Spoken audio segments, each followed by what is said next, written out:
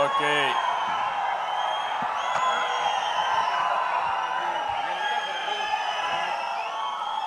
ఈరోజు అజెండాకి చివరి అంశానికి వచ్చాం. ఏదైతే 6 శాసనాలు ఈరోజు జనరల్ సెక్రటరీ ప్రతిపాదించినటువంటి 6 శాసనాలు ఆంధ్రప్రదేశ్ రాష్ట్ర చరిత్రను మార్చబోతున్నాయి. అదే మరిగా 2025 కడపలో జరిగిన ఈ యొక్క మహానాడు ఒక చరిత్ర సృష్టిస్తుంది. ఇప్పటికి 5 అయినాయి, రేపు ఒకటి ఉంటుంది కాబట్టి రేపే నేను రిప్లై ఇస్తాను. ఏ విధంగా భవిష్యత్తుకు నాంది పలుకుతుందో ఒకసారి చెప్తాను, రేపు చెప్తాను.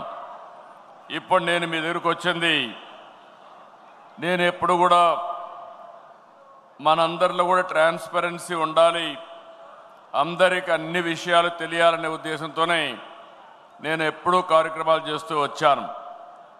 ఈరోజు మనం విరాళాలు అడిగితే నేను మార్నింగే చెప్పాను, ఈరోజు మొత్తం చూస్తే 22,28,00,000 రూపాయలు ఈరోజు విరాళాలుగా వచ్చాయి పార్టీకి. గట్టిగా చప్పట్లు కొట్టి అందరినీ అభినందించాలి, ఆశీర్వదించాలి. ఎప్పుడు కూడా దాతలు డబ్బులు ఇస్తే, మంచి కార్యక్రమానికి ఇస్తే ఇంకా వాళ్ళకు డబ్బులు భగవంతుడు ఇస్తాడు. తద్వారా ఎప్పటికప్పుడు డొనేషన్లు ఇవ్వడానికి అవకాశం ఉంటుందని చెప్పి కూడా నేను మీకు తెలియజేస్తున్నా. ఈరోజు మనం చూస్తే వేమిరెడ్డి ప్రభాకర్ రెడ్డి గారు 5 కోట్ల రూపాయలు పార్టీకి ఫండ్ కింద విరాళం కింద ఇచ్చారు. గట్టిగా చప్పట్లు కొట్టి అభినందించాలి.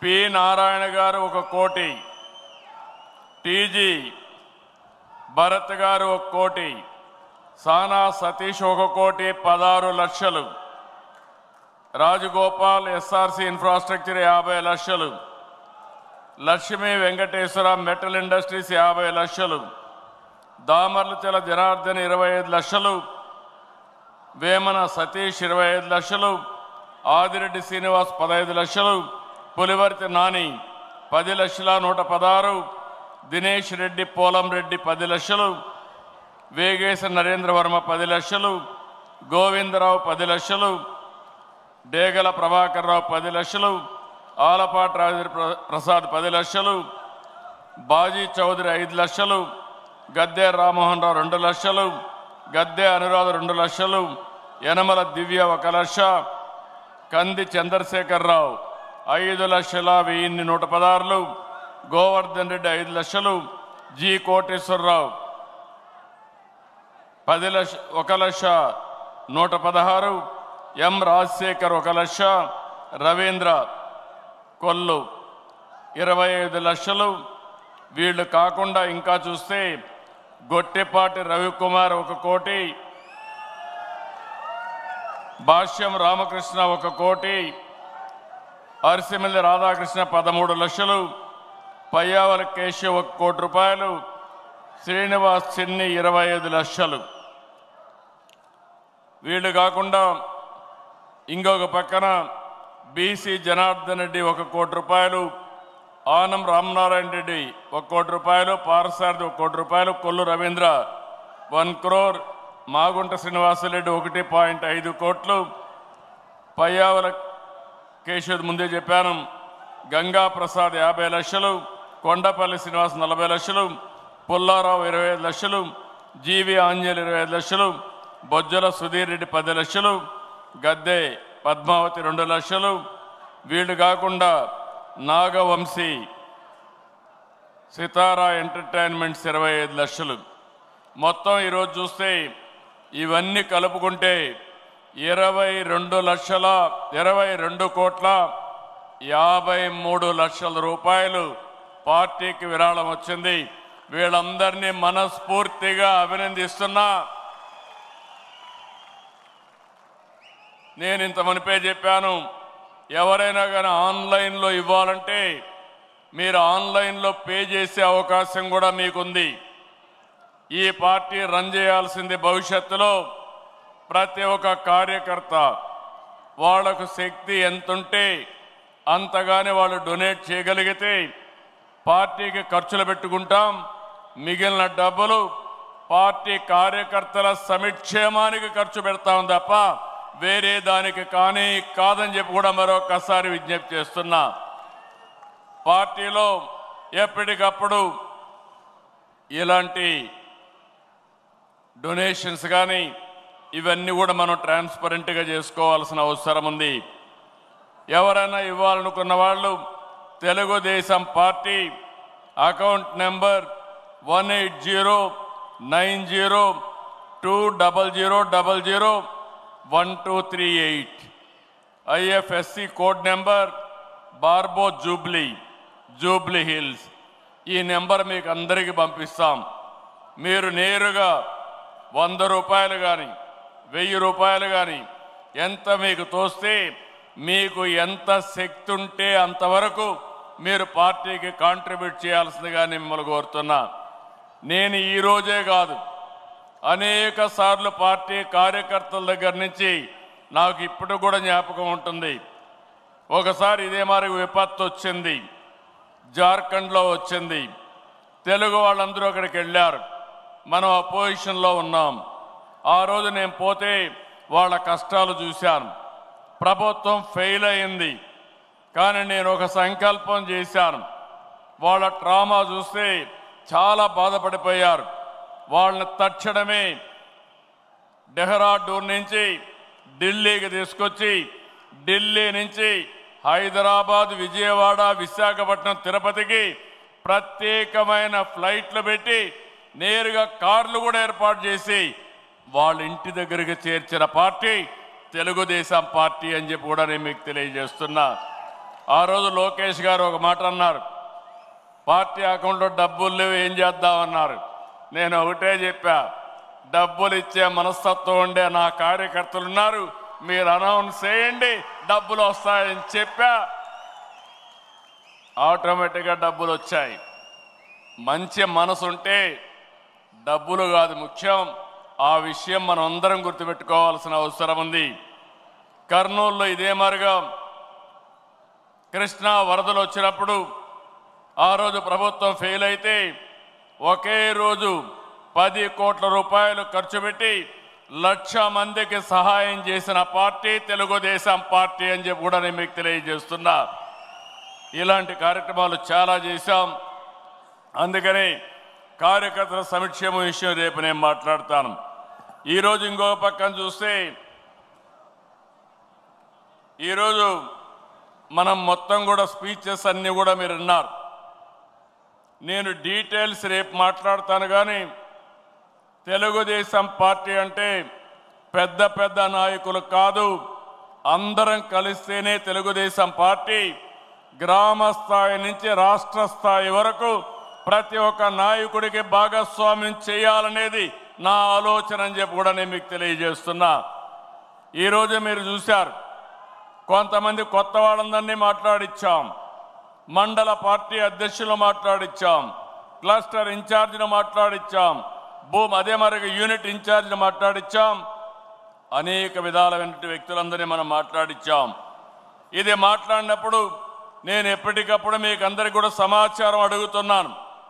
మీరందరూ గుర్తుపెట్టుకోవాలి, రాబోయే రోజుల్లో అందరికీ న్యాయం జరుగుతుంది.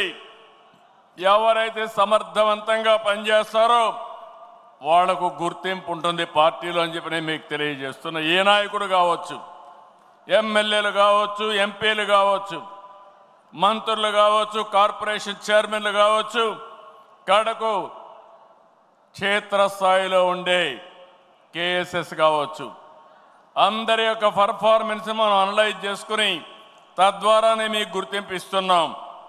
ఈరోజు 2 రకాలుగా నేను మెసేజ్లు అడిగాను. ఒక మెసేజ్ మీరు చూస్తే వాట్సాప్ అడిగాను, ఒక మెసేజ్ చూస్తే మిమ్మల్ని అందరినీ IVRS అడిగాం. ఈ 2 విషయాల్లో చూస్తే కార్యకర్తే అధినేత అనే తీర్మానం వాట్సాప్లో వస్తే కొల్లు రవీంద్రకి బాగుందని 93.13% 93% వచ్చింది. అదే మరిగా టీజీ భరత్ ప్రతిపాదించిన యువగళం 76.92% వచ్చింది. అదే మరి యువగళం యువత సంక్షేమం అప్పలనాయుడికి 81% వచ్చింది. అదే మరి మద్దిపాటి వెంకట్రాజు 86% వచ్చింది. ఇంకో పక్క వెంకట నరసింహకి 84% వచ్చింది. ఇంకో పక్క యువగళం తీర్మానం పైన కాదర్ భాషకి 72% వచ్చింది. అరిసిమెల్లి రాధాకృష్ణ గారికి 83% వచ్చింది. అదే మాదిరిగా వేణుగోపాల్కి క్యూబ్స్లో పనిచేసే అతనికి 85%, అంటే మై యాప్ గురించి మాట్లాడితే 85% వచ్చింది. రవినాయుడు 86% వచ్చింది. శివకుమార్ బలపరిచినటువంటి వాట్సాప్ తీర్మానంపై బాగుందని శివకుమార్ మాట్లాడితే అతనికి 83% వచ్చింది. కావలి గ్రీష్మ గారికి 85% వచ్చింది. దుర్గా ప్రసాద్ 84% వచ్చింది. ఇంకో పక్కన శశి బలపరిచిన దీనికి 84% వచ్చింది. అంటే మీరందరూ గుర్తుపెట్టుకోవాల్సింది, అందరూ కూడా తెప్పిస్తున్నాం. ఇప్పుడు అచ్చెన్నాయుడు మాట్లాడాడు, అది రేపు నేను చదువుతాను, ఇంకా రాలేదు నాకు. అందరి డీటెయిల్స్ కూడా తెప్పించి ఒకవేళ మీరు బాగా మాట్లాడకపోతే మీకే చెప్తే రేపు రాబోయే రోజులు ఇంప్రూవ్ చేసుకొని వస్తారు. మీరు ఇంప్రూవ్ చేసుకోకపోతే మీకు అవకాశం కూడా మానేస్తాం, కొత్త వాళ్ళకు అవకాశాలు ఇస్తామని చెప్పి కూడా నేను మీకు తెలియజేస్తున్నా. ఈరోజు పోటీ ప్రపంచంలో ఉన్నాం. పోటీ ప్రపంచంలో మనం గుర్తుపెట్టుకోవాల్సింది, ఎక్కడికక్కడ మనం కూడా పోటీ పడాలి. నేను ఈరోజు మాట్లాడానంటే ఉదయం 3-4 గంటలు నేను రాత్రంతా ప్రిపేర్ అయ్యి వచ్చాను. ఉదయం మాట్లాడాను, పాలసీలు నేనే చేశాను, సబ్జెక్ట్ నేనే తయారు చేశాను. కానీ నేను మాట్లాడాలనుకున్నప్పుడు మీకు అర్థం కావాలి, రాష్ట్రంలో ప్రజలకు అర్థం కావాలి, దానికి కరెక్ట్గా ప్రజెంటేషన్ చేయాల్సిన అవసరం ఉంటుందని చెప్పి కూడా నేను మీకు తెలియజేస్తున్నా. అందుకని ఇంకో పక్క ఐవీఆర్ఎస్లో చూస్తే అదే రవీంద్రకి 70% వచ్చింది. ఇంకో పక్క వెంకట్రాజుకి 68% వచ్చింది. వెంకట నరసింహకి 66% వచ్చింది. ఇంకో పక్క వేణుగోపాల్కి 67% వచ్చింది.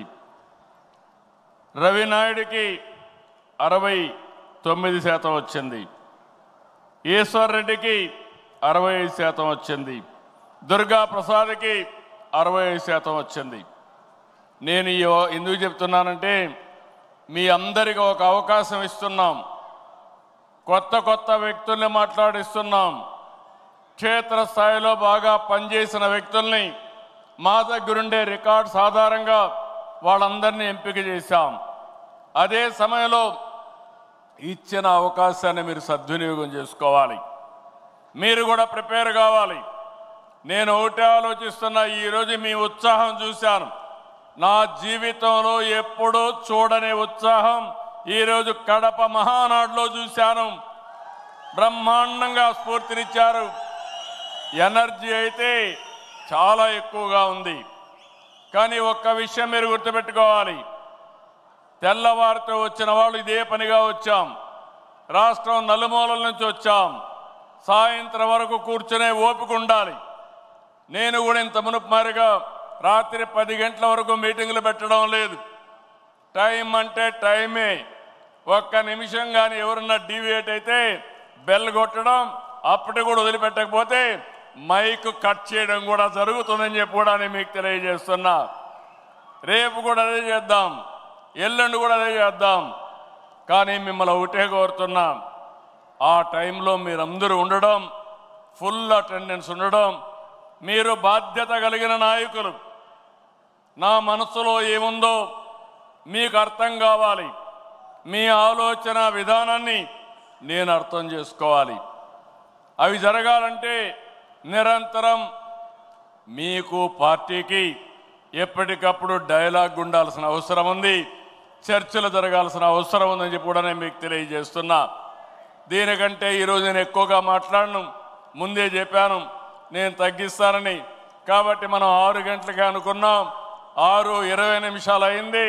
దానికి కారణం నేను కాదు, రామ్మోహన్ నాయుడు అని చెప్పి మరొకసారి తెలియజేసుకుంటూ, రేపటి నుంచి మీటింగ్ కండక్ట్ చేయడం కూడా టైం కరెక్ట్గా ప్లాన్ చేయడం, ఎగ్జిక్యూట్ చేయడం. ఈరోజు పర్వాలేదు ఒక 20 నిమిషాలే, కానీ ఆ 20 నిమిషాలు కూడా బ్యాలెన్స్ చేస్తే ఇంకా బాగుంటుంది. ఈరోజు అజెండా ఇంతటితో సమాప్తం. రేపు ఉదయం కలుస్తామని చెప్పి మరొక్కసారి అందరికీ తెలియజేసుకుంటూ అందరికీ నమస్కారాలు. జై హింద్.